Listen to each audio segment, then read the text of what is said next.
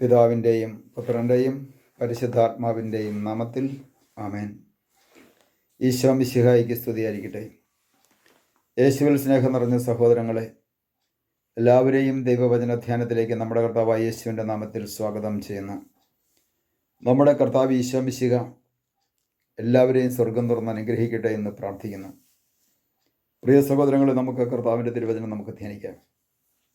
പരിശുദ്ധാത്മാവ് നമുക്ക് നൽകുന്ന ആനന്ദത്തെക്കുറിച്ച് നമ്മൾ ധ്യാനിക്കുമ്പോൾ,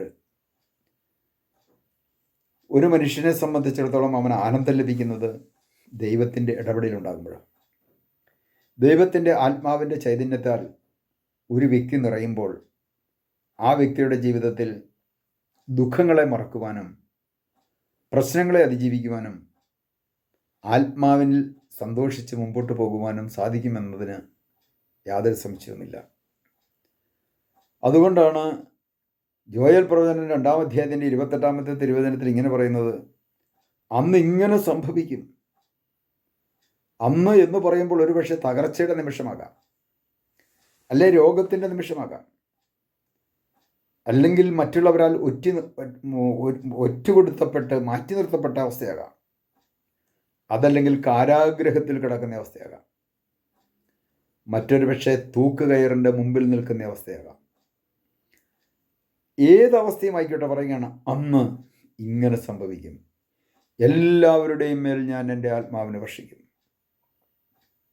ശിഷ്യന്മാരോട് പറയുന്നുണ്ട്, നിങ്ങളെ മറ്റുള്ളവരെ പിടിച്ചുകൊണ്ട് പോയി നേതാക്കന്മാരുടെയും രാജാക്കന്മാരുടെയും ഒക്കെ മുമ്പിൽ വിചാരണയ്ക്ക് നിർത്തുമ്പോൾ, നിങ്ങളെ പീഡിപ്പിക്കാനായിട്ട് നിങ്ങളെ കൊണ്ടുപോകുമ്പോൾ എന്ത് പറയണമെന്ന് നിങ്ങൾ ഒന്നുകൊണ്ടും വിഷമിക്കേണ്ട.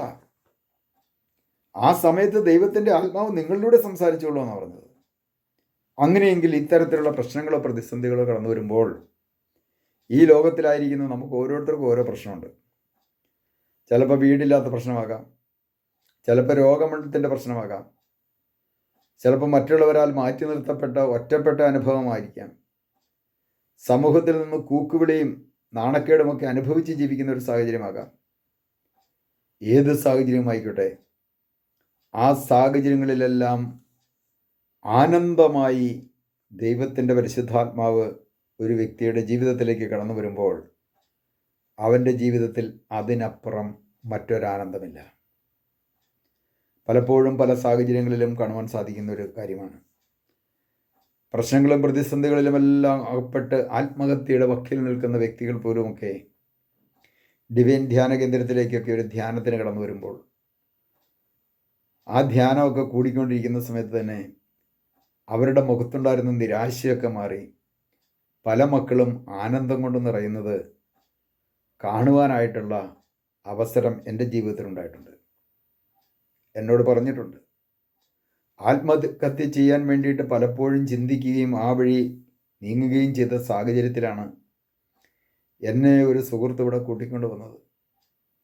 ആദ്യം വന്നപ്പോൾ തന്നെ എനിക്ക് ഭയങ്കര അമർഷമായിരുന്നു, ദേഷ്യമായിരുന്നു, ഹൃദയം മുഴുവൻ വെറുപ്പായിരുന്നു, വിദ്വേഷമായിരുന്നു. മരിക്കണമെന്നൊരു ചിന്ത മാത്രമേ ഉണ്ടായിരുന്നുള്ളൂ. ഇവിടെ തന്നെ മരിച്ചേക്കാമെന്ന് പോലും ചിന്തിച്ച നിമിഷമുണ്ട്.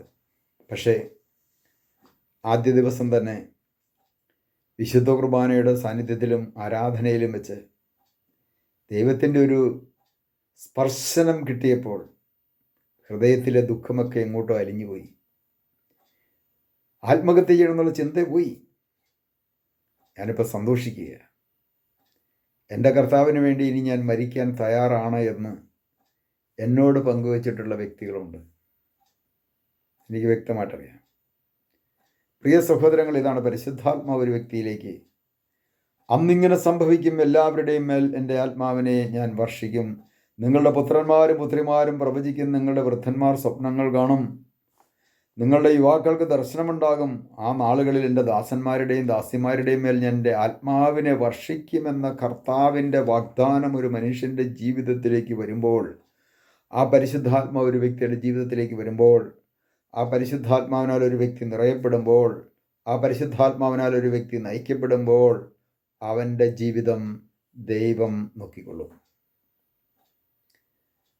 2000 വർഷങ്ങൾക്കപ്പുറം വിശുദ്ധ തോമാസ് ലീഗ ഭാരതത്തിലേക്ക് വന്ന ഭാരതത്തിൻ്റെ അപ്പസ്തോലൻ തോമാസ് ലീഗ കേരളത്തിലേക്ക് വരുമ്പോൾ ഇങ്ങോട്ട് വരുവാൻ SC വിമാനങ്ങളൊന്നുമില്ലായിരുന്നു.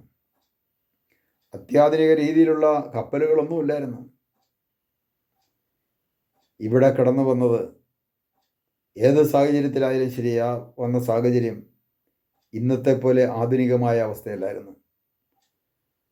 ഇവിടത്തെ ഭാഷയൊക്കെ നേരത്തെ പഠിച്ചുകൊണ്ട് മാത്രമല്ല ഇങ്ങോട്ട് വന്നത്. അതൊക്കെ ദൈവത്തിൻ്റെ പരിശുദ്ധാത്മാവ് ഭാഷയൊക്കെ അവർക്ക് പറഞ്ഞു കൊടുത്തതും. ഇന്ന് ജർമ്മനിയിലേക്ക് പോകുന്നവർക്ക് ജർമ്മൻ ഭാഷ പഠിക്കാം, ഇറ്റലിയിലേക്ക് പോകുന്നവർക്ക് ഇറ്റാലിയൻ ഭാഷ പഠിക്കാം, ഫ്രാൻസിലേക്ക് പോകുന്നവർക്ക് ഫ്രഞ്ച് ഭാഷ ഇവിടെ പഠിച്ചതിന് ശേഷമാകുന്നത്. എന്നാൽ അവരെയൊക്കെ ഭാഷ പഠിപ്പിച്ചത് ദൈവത്തിൻ്റെ പരിശുദ്ധാത്മാവ്. ആ പരിശുദ്ധാത്മാവാണ് അവരെ നയിച്ചത്.